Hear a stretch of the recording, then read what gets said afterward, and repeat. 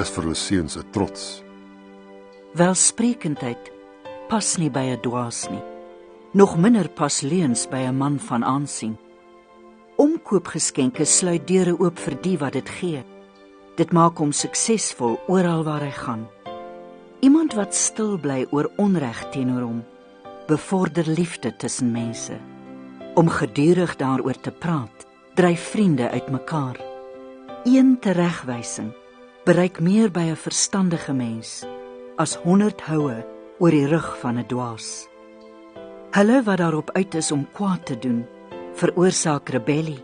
Hulle sal genadeloos gestraf word. Dis beter om 'n beer te te kom wat van kleintjies beroof is, as om 'n dwaas met sy sotheid te konfronteer.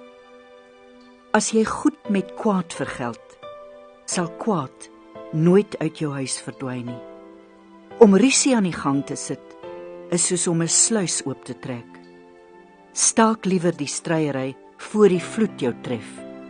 Die Here verafskiet 2 dinge. Iemand wat die skuldige onskuldig verklaar en iemand wat onskuldige mense skuldig verklaar.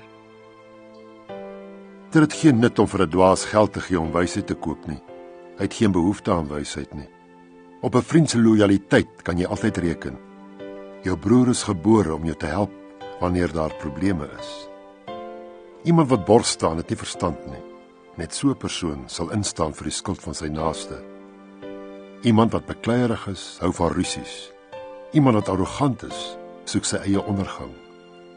'n Huichelagtige mens sal nie voorspoed hê nie. Hy wat die waarheid verdraai, stort homself in die ongeluk. Die pa van 'n dwaas ervaar baie hartseer.